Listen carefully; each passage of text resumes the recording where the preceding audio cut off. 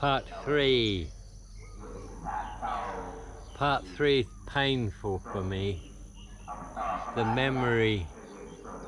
I've only been thinking about it for the last few days to be able to make this video. God, and I haven't been able to sleep.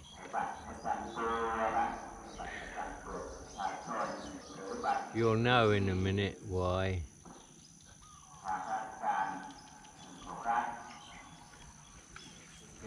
Wasn't kinda nice. Lack. Okay, so where were we?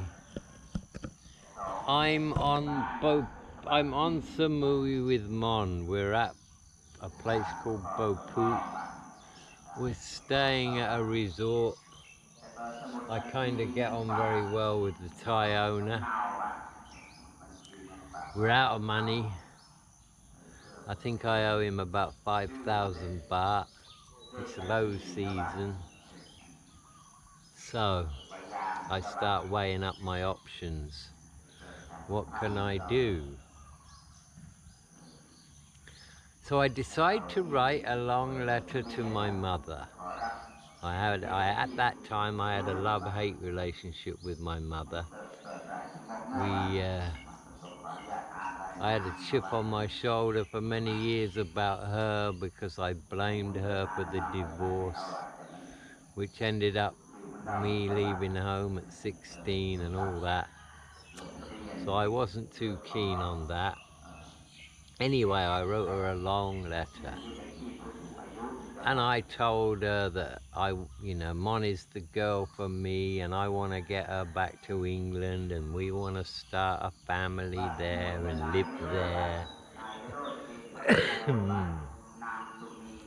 And I asked her if she could help me out and send me enough money to be able to get me and her back to the UK, and I'd pay her back over time. I never expected anything from that. So I sent that letter off and we hung around another week or so. And I got a reply saying, hey, I can't help you. I'm not worried about you, you're a survivor, you'll work it out somehow. Have a nice life. So I sat down with Mon and I said, look, here's the only thing now that we can do. You stay here. You can work for this guy. And I'll go to Bangkok, get a job teaching English. And you can come in a couple of months and we'll live together in Bangkok and I'll work as an English teacher for 2 or 3 years. We'll save up the money and we'll come back to Samui and set up a restaurant, which is what we planned to do. So she was fine with that, I mean, this girl was as pure as the driven snow. I'd spent over 2 years with this girl. And I don't think she was capable of telling a lie. And she just didn't want anything other than to be with me. So I talked to the owner of the resort. He wasn't happy about me leaving, so I left my passport with him. And he said, okay, that'll do me. Mon can work here, she can be a cleaner and stuff, and I'll send her down to the market on my motorcycle to buy stuff. And so she was a general worker there, so she was okay. She didn't want to go home, so that kind of worked out. So I left. I went to Bangkok. And when I got off the bus at Bangkok, I don't know how, I can't remember how, but I found this guest house tucked down a little alley off Rajadamnern Avenue, quite near Khao San Road. And that's where I met my dear friend Rajesh, who was a Nepalese guy. He ended up saving my life. But anyway, I met him there. Didn't take me long to get a job. A couple of days, I worked for ECC at Siam Square. And, you know, I took on as many hours as I could, and I phoned Mon once a week. And then I get a letter from my mother. I've changed my mind. I want to send you £3,000 so you can do what you have to do to get you and her back here to England. Ooh. Well,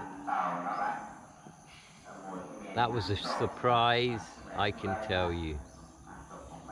So I thought to myself, well, I haven't got my passport. How are we going to do this? So I sent a letter back to my mother, giving my mother Mon's bank account details. And I explained to my mother that I don't have a passport. So send it to her, and I'll go down to her, pay off my debt, get my passport back, and then I'll bring Mon to Bangkok, and we'll start the process going. I then contact Mon and I tell her what's happening. I said, okay, there's money coming. It'll come into your account. I'm coming down there. So, you know, I'll get down there, we'll pay off the guy we owe the money to. I'll get my passport back and you can come back to Bangkok with me, and we'll stay in this guest house and we'll get things sorted out. She was over the moon. I was over the moon. So, you might be wondering, if you've watched this story from the very beginning, you might be wondering, I talked about being ashamed. You might be thinking to yourself, well, what have you got to be ashamed about, you know? Well, here's the bombshell. I had no intention of going back to the UK at all. I was going to use the money to set Mon up in a bar restaurant in Samui. It was enough. Yeah, I lied to my mother. I'm ashamed to say it was a bare-faced lie.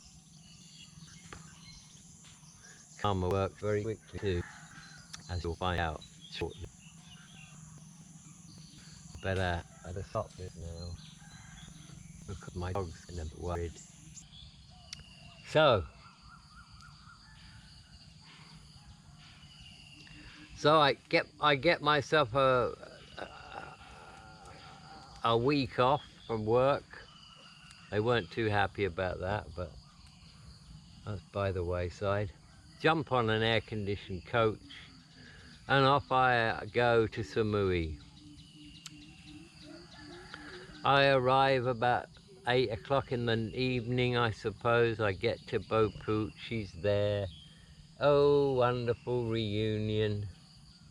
She knows we're not going to the UK, by the way. But I never told her about the lie that I told my mother. I never did that. So she just thinks Mum sent the money so we can set up a restaurant on Samui, and I'm fine with that. I don't want her to know what I've done. So we have a reasonably good evening. The money's arrived. We go to sleep. Wake up at 8 o'clock in the morning. She says to me, I'm just going down to the market. What do you want me to get you? So I said, oh, I don't know, some donuts, stuff like that. Okay, be back in half an hour. Off she goes. I start talking to the owner. You know, I said, we'll pay you off today and I'll get my passport back, and then we'll leave, and then we'll come back in a while and we'll set this thing up. And he knew where I could get a good deal with a piece of land to lease for a restaurant in a good location, and he knew all the people there. So I'm already thinking about that. So, 10 o'clock arrives, no Mon. Not too worried at this point. 11 o'clock arrives, no Mon. 1 o'clock in the afternoon, 2 o'clock in the afternoon, no Mon. Now we had no mobile phones in those days, so I'm like, I don't know what's going on. I'm trying not to think about it, and you know. Anyway, 5 o'clock in the evening, still no sign of her. I'm sitting outside the bungalow with a cigarette, starting to drink whiskey, thinking, oh dear, something's gone wrong, she's had an accident, something like that. And these two women come to see me. They don't speak very good English. My Thai is okay.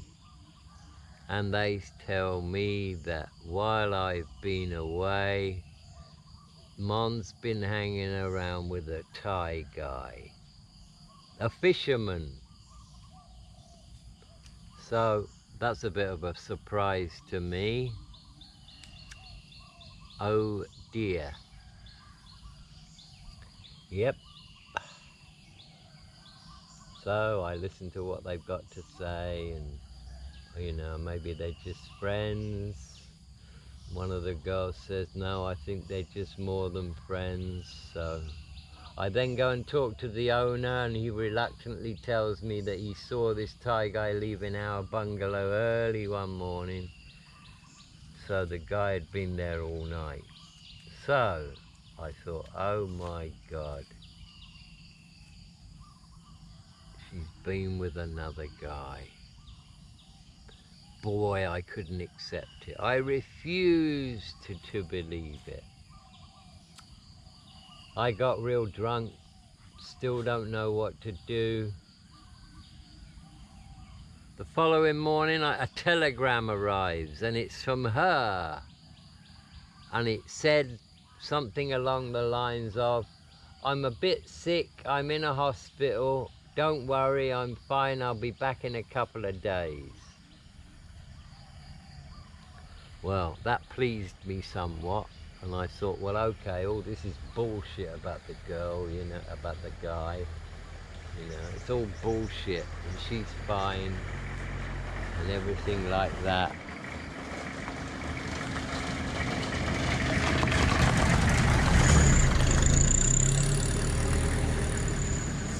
Anyway, a couple of days go by.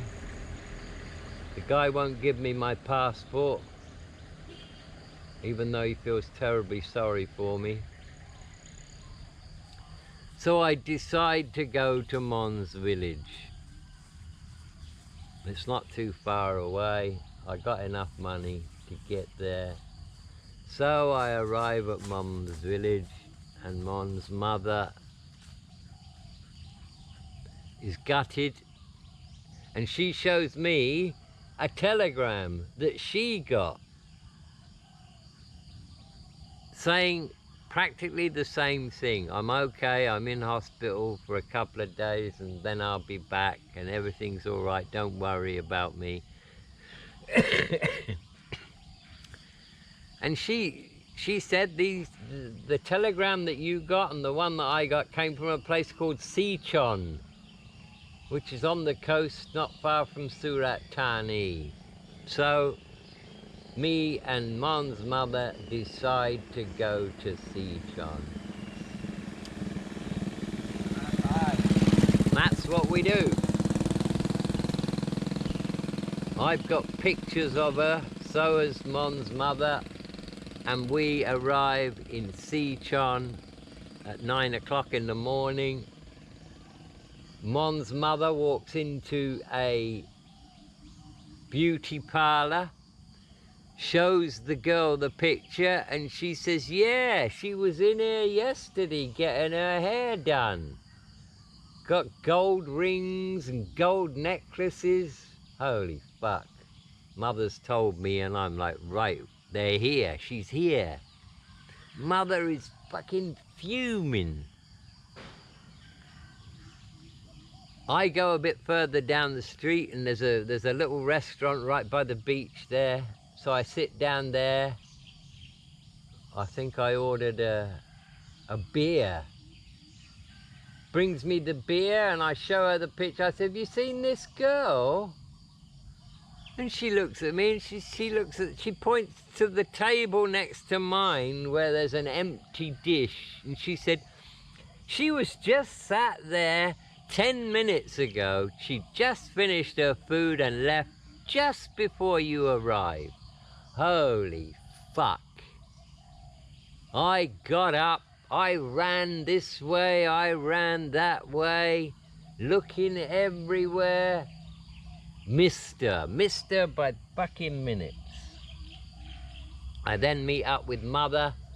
Mother and I have figured out that they know we're onto them, or she knows we're onto her, so they've done a runner. We just missed them. God, our Mother's crying her eyes out. The shame. I understood her shame. I'm fucking fuming. I'm so angry. I start fucking kicking this coconut tree and saying I'm gonna kill this guy and all this. So, Mum decides to go back. She says, I'm going home, you should come with me. I said, well, I will. I'll come in a while, but I'm gonna stay here for a while. I wouldn't leave. So Mum goes back. She knows we're not gonna find them now. I mean, we're both pretty sure by now that she's not on her own. She's with this Thai guy. So I go to the cops. I go to the cops station. I tell them all about it. So they take the pictures of Mon and they go around and they ask around and they say, no, she was here, yeah, but we think they've gone now. What do you want to do? So I stayed at the cops station for a couple of days. That was quite a strange experience, I can tell you. They felt sorry for me. Actually gave me a bag of weed in the middle of the night and said, hey, smoke that, you know. Because I was just drinking now. I was really fucking angry. Boy, was I angry. How could she fucking do this to me? How could this girl do this? Boy, did it hurt. And I'd heard all the stories before from other guys about this girl's different. But this girl really was different. She was as pure as snow. And I could not figure out what was going on. How could she do this? How could she throw away everything we'd planned? So, eventually I went back to Mum. I went back to the village. And the shame on the family. Everybody in the village knew. My friend Ek, the Muay Thai guy, he kind of spent a lot of time with me, and you know, he said she won't come back here now. She won't come back here because she's blown it with the family. They know she's gotta run now. She won't come back here. So I think I spent 3 or 4 days with the family. And it was really uncomfortable for me to be there, to be honest. It really was. So I came back to Bangkok. Still got no passport, by the way. Back to Bangkok, back to work. And it's driving me nuts, you know. I can handle it, but I just want to know why. Why would she do something like that? And I couldn't eat, I couldn't sleep. It was fucking so emotionally painful, you know. And after a few days I realized, boy, karma's a bitch, eh? That lie I told my mother, boy, did that come back and bite me. She'd run off with some Thai fisherman and all the money, and serves you fucking right. I thought to myself, serves you right. You know, you got a real karmic payback for that one. So, I tried to forget it. Stayed at the guest house, became a very good friend of Rajesh. He was a really nice guy. I could tell you some funny stories about Rajesh. I really could. But this was an awful time for me. And I have to be honest, I took to drink. As soon as I finished work, I wouldn't bother with beer, I'd just steam straight into the whiskey, the Sang Tip. And I'd just get blottoed because I didn't want to think about this. Every moment I thought about it, it was awful. And I just wanted to know why. That's all I wanted to know was why. Why would you do this stupid thing? But it didn't seem like I was going to get my answer. She disappeared. I kept in touch with Ek. I always gave Ek my address wherever I was. He'd write, I'd get it translated and I'd reply. So basically at this stage of the game, this is where I started to go off the rails now. For about 6 or 7 months, I suppose I held my teaching job down, but I was seriously into the alcohol, smoking weed all the time. Then I got into the orange pills, the yaba, the meth, and I was doing that all the time, and then it got bad, you know, and I think it took me 8 months before I'd reached the point where I couldn't go on anymore. I did do a video with Pete on Irish Times about this, where I'm sitting in my 9th floor condo in Rangsit, and I'm gonna jump with a noose around my neck. And I'd made a decision, when I finished this bottle of whiskey, a full bottle of whiskey, I'm going over the edge. I couldn't take it anymore. The big question in my head was, why the fuck did she do this to us? And I wasn't going to get an answer. I'll never find out.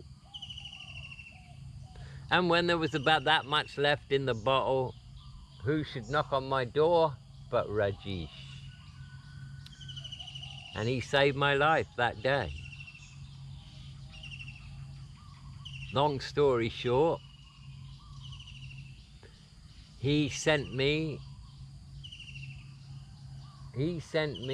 to the British Embassy because my passport had expired. My visa was a year out by this point.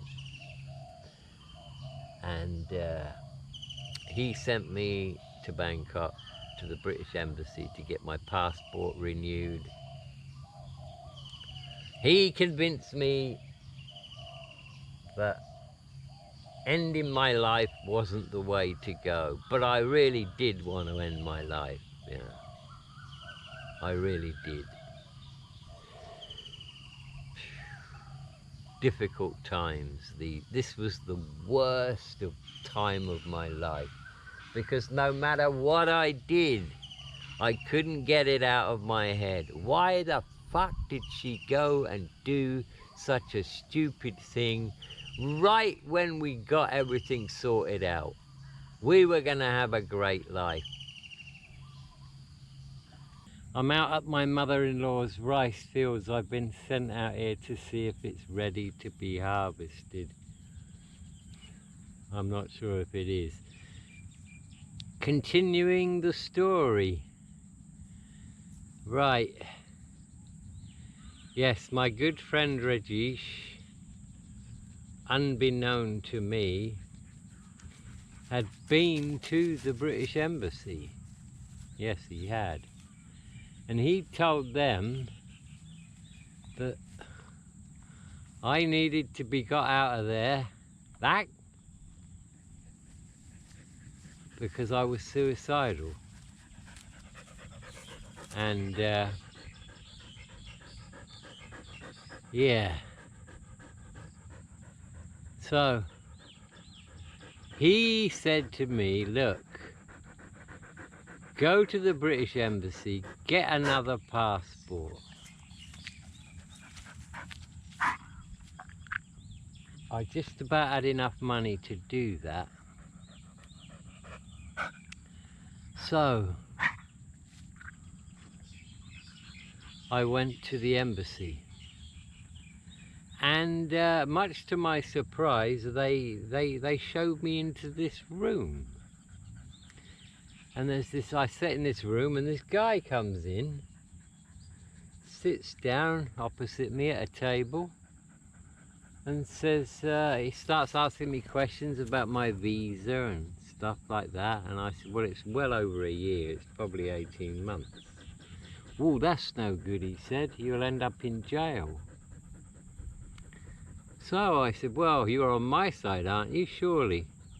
Yeah, he said, we're on your side, but you know, you get your passport, then you're going to be in trouble with the visa. So I said, well, you know, one thing at a time, eh?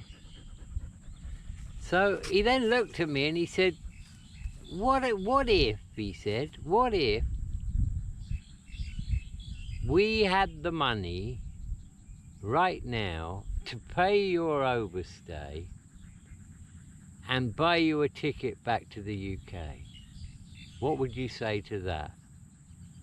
So I looked at him and I said, is this a fucking joke? I said, because if it is, it ain't funny. And I should tell you at this time, I had a very poor opinion of the British Embassy. Well, you know, I'd never had any help from anywhere around the world, and I just thought that they're just there.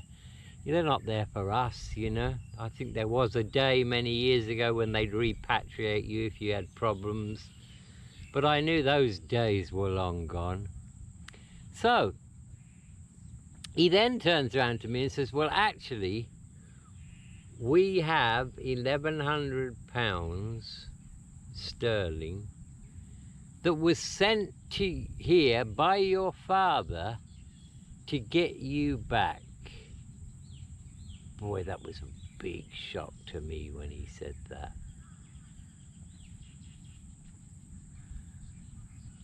And I suppose I should tell you about something else. Many, many years before that, when I was 18, I think, I was getting ready to go on one of my travels down in Europe, you know, and I went to see him, and he didn't approve of my lifestyle. My dad was a very straight guy, you know, he worked all his life for the same company, very straight guy, and he didn't approve of me traveling. And he said to me before I left, he said, look, I'm going to tell you something right now. Don't you ever contact me if you get stuck in some foreign country and expect me to help you out, he said, because I won't. And I looked at him and I said, well, thanks, you know, that's okay, I'm okay with that. At least I know where I stand. And so I said, so don't worry, I never will. And I never had. And now this guy's telling me that my father has wired £1,100 to the British Embassy in Bangkok to get me home. So I just stood up and I said to the guy, well, I tell you what, let's forget the passport and send the money back. Send the money back because I don't want it. And I upped and I left. I left the embassy, went to a bar near where I lived, and, you know, I'm sitting there having a drink, and sure enough, Rajesh arrived. He didn't live too far away from there. And he knew, you know. And I said to him, look, what have you done? He said, well, you know, I went a couple of weeks ago to the embassy, and I told them that straight that if you don't get this guy out of here, he's going to kill himself. You're my mate, you know, and I'm looking after you. So they must have contacted your father, and your father sent the money. And I said, yeah, but I can't accept it. And I told him all about it, you know. And he said, well, you not got much choice right now, have you? You know, he said, I hope I've talked you out of ending it all. So I said, well, yeah, kind of, but I don't want to go back to the UK.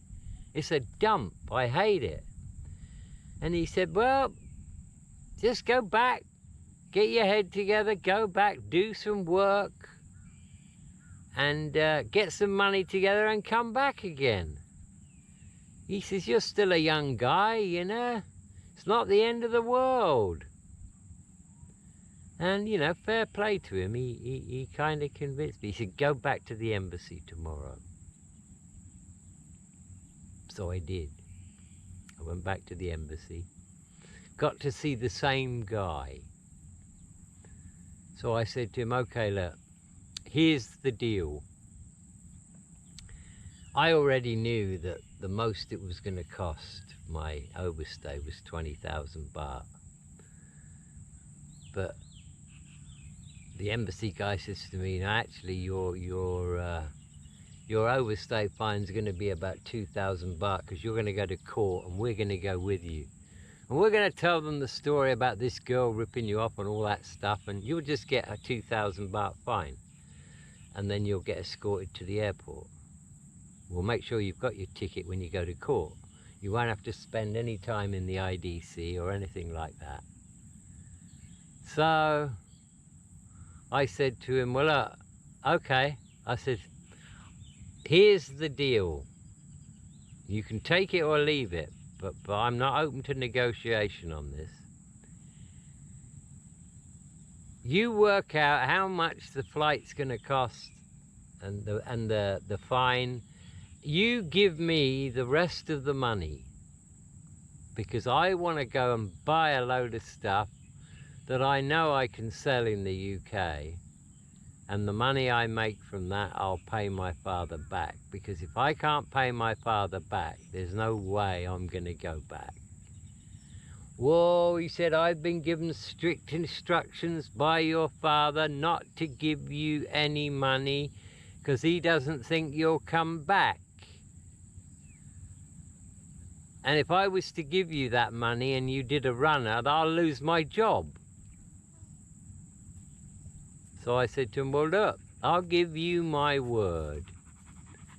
If you give me the balance of the money, I guarantee you I'll be at the airport.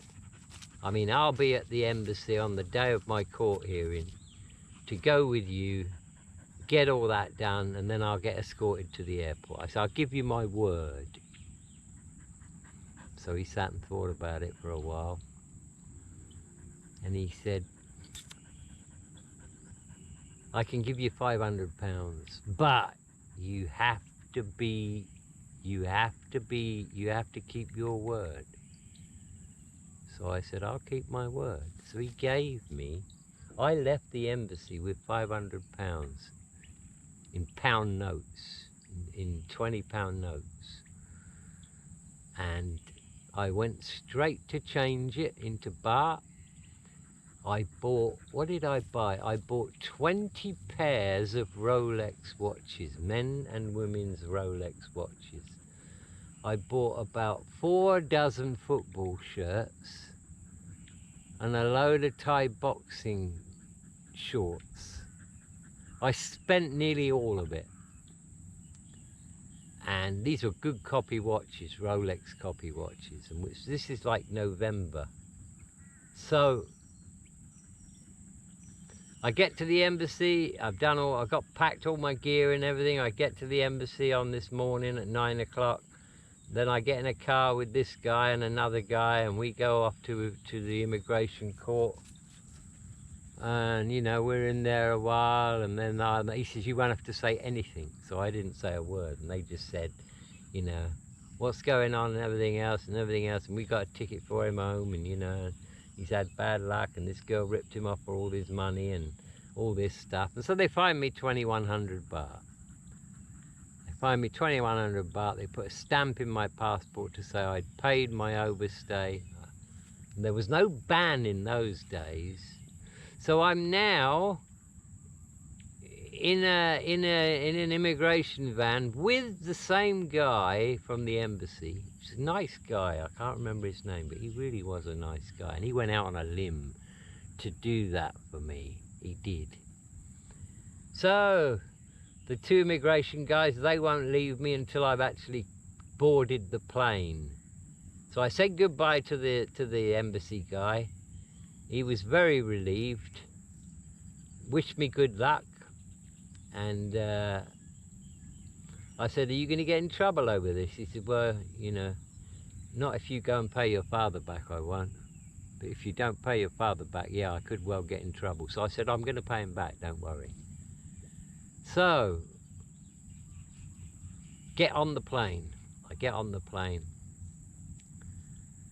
And I'm pretty good with customs, you know, so we get to the UK, and I got bundles of cigarettes as well in one suitcase. Well, yeah, in one suitcase. I've got my backpack and a suitcase. And I got all the contraband in one case. And coming up to customs, and I thought, this is the only risky thing now, is Heathrow Airport. So as I'm coming through, I walked straight up to the first customs guy I can see, and I looked him straight in the face. I said, can you tell me how I get on the underground from here? He says, yeah. You go down there, and then you turn left, and you go down there, and you'll see the signs on the right. I said, oh, okay, great.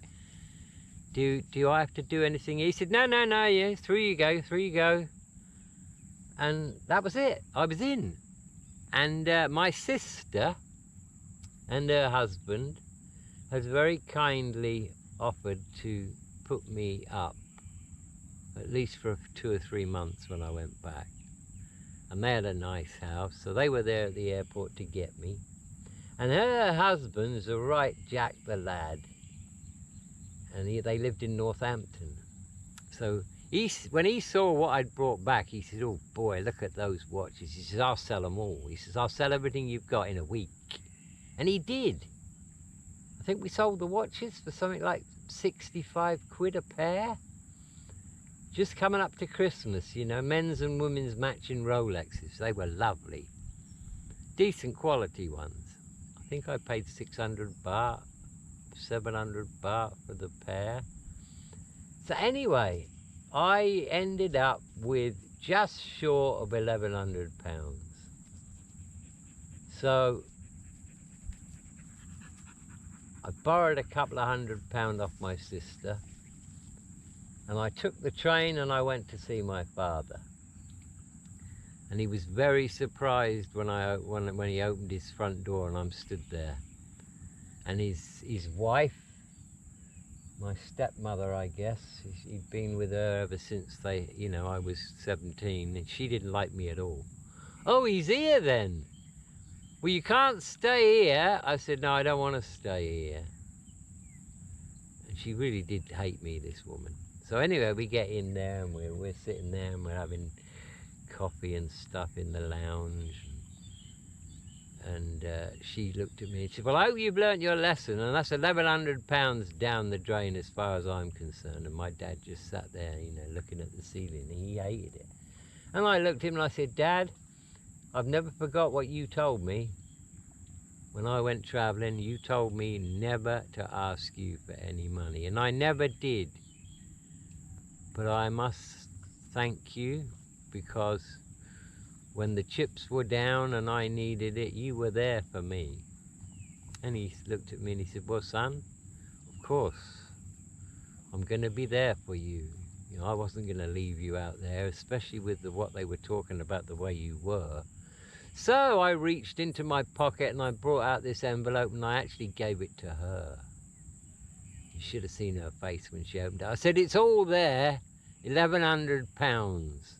She couldn't believe it. My father had a big smile on his face, gave me a hug, and said, wow, how did you do that? So I told him how I did it. I said, I made the embassy guy in Bangkok give me the remainder of the money. And I went and bought a load of stuff and Stuart sold it for me. So that was all very, very nice. I stayed at my dad's place for one night and left the following day. And I got a job at a warehouse in Northampton. And I worked hard. Didn't go out drinking, didn't spend any money. I was lucky, I was living rent-free in my sister's house. So I just used to sit at home every evening and the weekends, and I just kept saving my money. Kept in touch with Rajesh. And by this time he was living in Hua Hin. He was working with these Nepalese tailors, and they all had tailor shops in Hua Hin. I got my dog here. I'm a little bit worried because I don't want her drinking this water here because they put insecticide in it. Don't you drink water, Lucky. Here we're going soon. So anyway, by this time, I'd pretty much thought I'd figured out what happened with Mon. Because she'd sent me that telegram saying she's only going to be a couple of days and she's sick, and she said the same thing to her mother, what I think happened was this guy, this Thai guy, who was at least 10 years older than her, once he knew she had money, he convinced her to go to his hometown with him and just, you know, spend a few days there, and you can go back to him after that, you know, we'll just have a few days. And she fell for it. And her plan, I believe, was to come back, and maybe she'd have spent 10,000 baht or something like that, and she'd have just said, oh, you know, sorry about that, it was the hospital bill, and I bought some gold, but that's all right because we could change that to money anytime. So that's what I thought her plan was, but we caught her. Well, we nearly caught her, and of course, once we've nearly caught her on the run with him, the game's up. She couldn't come back. So I think that's what happened. But I still wanted to know for sure. But I'd resigned myself to the fact that it's never going to happen, you know. I'm never going to know why she did what she did. And I was over her, the actual, you know, there was no more heartbreak with her. I was over her. It was just this overwhelming desire to want to know why the fuck she did it. But in my head, I was good again. So, got myself another 60-day tourist visa at the London Embassy. And boarded a one-way flight to Bangkok again. And I went to Hua Hin. And I stayed with Rajesh. And he was really happy to see me. He said, oh, it's great. You know, he said, you see, I told you, you'd go home and you'd be all right. And he was right, you know, he saved my life for sure. So anyway, I'm with him. Now, when I was in England, I wrote a letter to Ek, telling him I'm coming back to Thailand, because I kept in touch with Ek all the time.